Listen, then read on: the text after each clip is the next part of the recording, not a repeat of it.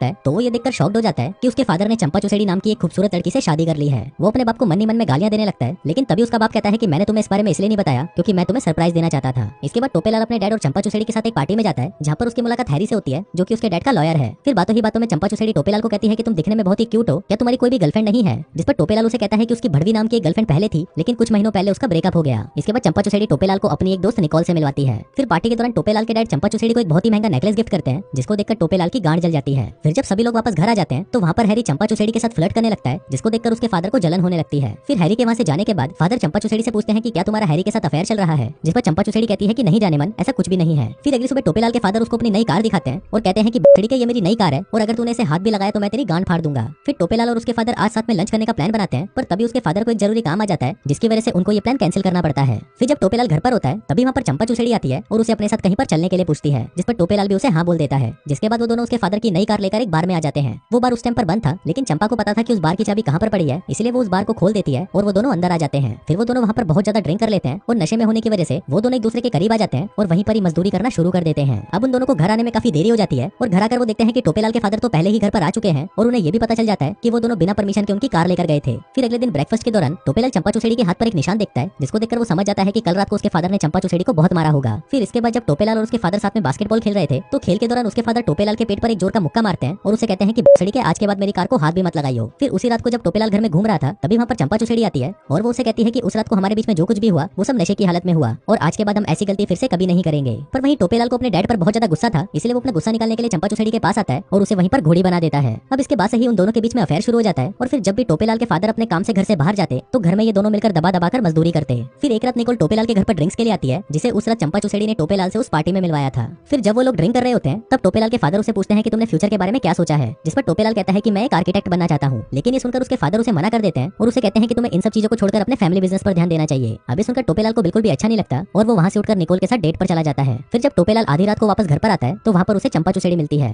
फिर टोपेलाल चंपा को कहता है कि उसके डैड उसकी लाइफ कंट्रोल कर रहे हैं इसलिए उसे जल्दी ही यहाँ से जाना है, लेकिन इस पर चंपा चुसेड़ी उसे कहती है कि तुम मुझे छोड़कर नहीं जा सकते, मैं भी यहाँ पर नहीं रहना चाहती इसलिए तुम मुझे अपने साथ ले चलो। लेकिन टोपेलाल इस पर उसे कोई जवाब नहीं देता और वहाँ से चला जाता है। फिर अगले दिन टोपेलाल अपने फादर के साथ शिकार करने के लिए जंगल में जाता है जहाँ पर उसके फादर उसे बताते हैं कि उन्हें चंपा चुसेड़ी पर शक है कि उसका किसी और के साथ अफेयर चल रहा है। फिर जब ये लोग शिकार कर रहे होते हैं तो टोपेलाल वहाँ पर छुपकर अपने ही फादर पर गन पॉइंट करने लगता है पर वो उस टाइम उन पर गोली नहीं चलाता। अब क्योंकि उसके फादर को चंपा चुसेड़ी पर शक हो गया था इसलिए टोपेलाल अब चंपा चुसेड़ी के साथ ब्रेकअप करने का डिसाइड करता है। पर इससे पहले वो दोनों एक होटल में मिलते हैं जहाँ पर पहले तो वो दोनों दबाकर मजदूरी करते हैं और फिर इसके बाद टोपेलाल चंपा चुसेड़ी को बताता है कि मेरे फादर को तुम पर शक हो गया है इसलिए अब हमें इस रिलेशनशिप को यहीं खत्म करना होगा। अभी सुनकर चंपा चुसेड़ी को बिल्कुल भी अच्छा नहीं लगता और वो दोनों फिर से एक दूसरे के साथ मजदूरी करने लग जाते हैं और 2 राउंड लेने के बाद टोपेलाल वहीं पर थककर सो जाता है। फिर थोड़ी देर बाद जब टोपेलाल की आंख खुलती है तो वो देखता है कि चंपा चुसेड़ी वहाँ से जा चुकी है। इसके बाद जब टोपेलाल वापस अपने घर आता है तो वो ये देखकर शॉक्ड हो जाता है कि उसके फादर को किसी ने मार दिया है। अभी देखकर टोपेलाल बहुत ज्यादा घबरा जाता है और तुरंत वहाँ पर पुलिस को बुला लेता है। फिर थोड़ी देर बाद वहाँ पर चंपा आती है तो वो भी अपने मरे हुए हस्बैंड को देखकर शॉक्ड हो जाती है। इसके बाद पुलिस उन दोनों से पूछताछ करना शुरू कर देती है और चंपा चुसेड़ी और टोपेलाल से पूछती है कि तुम दोनों आज रात को कहाँ पर थे? जिस पर चंपा चुसेड़ी उन्हें बताती है कि वो तो अपनी दोस्त निकोल के साथ थी और वहीं टोपेलाल उन्हें बताता है कि वो आज रात को मूवी देखने गया था। फिर जब वो वापस घर पर आया तो वहाँ पर उसके डैड की लाश पड़ी थी। फिर पुलिस के वहाँ से जाने के बाद चंपा चुसेड़ी टोपेलाल को बताती है कि निकोल को हमारे बारे में पता चल चुका है और उसके पास हमारी एक वीडियो रिकॉर्डिंग भी है जिससे वो मुझे पैसों के लिए ब्लैकमेल कर रही है और अगर मैंने उसको पैसे नहीं दिए तो वो ये वीडियो रिकॉर्डिंग पुलिस को दे देगी जिस वजह से हम दोनों भी फंस जाएंगे। फिर अगले दिन उसका लॉयर हैरी टोपेलाल को बताता है कि उसे चंपा चुसेड़ी पर शक है क्योंकि तुम्हारे डैड को भी पहले ही चंपा चुसेड़ी पर शक था कि उसका किसी के साथ अफेयर चल रहा है और जब चंपा चुसेड़ी को इस बारे में पता चला होगा तो उसने अपने बॉयफ्रेंड के साथ मिलकर तुम्हारे डैड को मार डाला।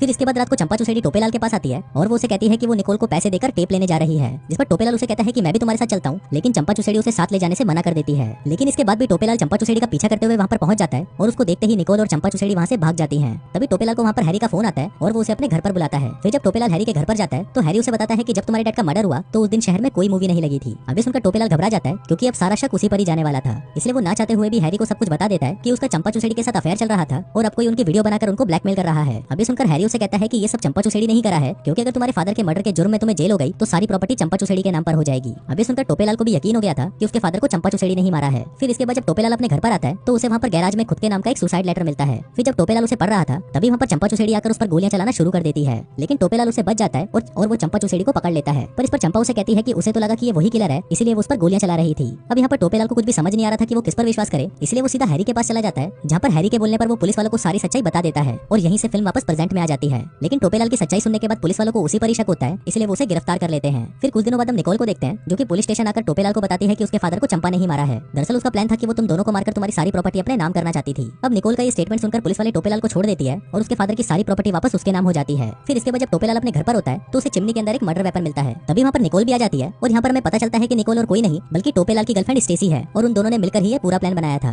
दरअसल टोपेलाल रोज अपने डैड को खाने में जहर मिलाकर दे रहा था, जिस वजह से उनकी मौत हो गई। फिर उनके मरने के बाद स्टेसी ने उनके मुंह पर तलवार से कट लगा दिया, जिससे सबको लगे कि उनका मर्डर हुआ है। और इसके साथ ही हमें ये भी पता चलता है कि उन्होंने चंपा चुसेड़ी को भी मार डाला है। फिर टोपेलाल स्टेसी से पूछता है कि तुमने चंपा चुसेड़ी की बॉडी के साथ क्या किया, तो स्टेसी उसे बताती है कि वो चंपा को जान से नहीं मार पाई, इसलिए उसने उसकी बॉडी को जिंदा ही खाई में फेंक दिया। अभी सुनकर टोपेलाल को बहुत गुस्सा आता है क्योंकि चंपा चुसेड़ी अभी भी जिंदा हो सकती थी। इसके बाद वो दोनों चंपा चुसेड़ी को वहाँ पर ढूंढने जाते हैं और वहाँ पर उन्हें चंपा चुसेड़ी का नेकलेस मिलता है, जिसको देखकर वो समझ जाते हैं कि चंपा मर चुकी है। फिर इसके बाद टोपेलाल घर आकर पुलिस को फोन करता है और उन्हें मर्डर वेपन के बारे में बताने लगता है। पर तभी वहाँ पर चंपा चुसेड़ी आ जाती है और वो टोपेलाल के कंधे पर गोली मार देती है क्योंकि अब उसे भी सब कुछ सच पता चल चुका था। फिर टोपेलाल उसे बचने के लिए जंगल की तरफ भागने लगता है और ये वही सीन था जहाँ से हमारी कहानी की शुरुआत हुई थी। फिर वहाँ पर चंपा चुसेड़ी टोपेलाल को मारने वाली होती है, पर तभी वहाँ पर एक पुलिस वाला आकर चंपा चुसेड़ी को शूट कर देता है क्योंकि उसे अभी भी यही लग रहा था कि चंपा चुसेड़ी ही किलर है। फिर फिल्म के लास्ट सीन में हम देखते हैं कि अब सारी प्रॉपर्टी टोपेलाल के नाम हो चुकी है, जिसके बाद वो स्टेसी के साथ ये शहर छोड़कर कहीं और चला जाता है और इसी के साथ ही ये कहानी यहीं खत्म हो जाती है।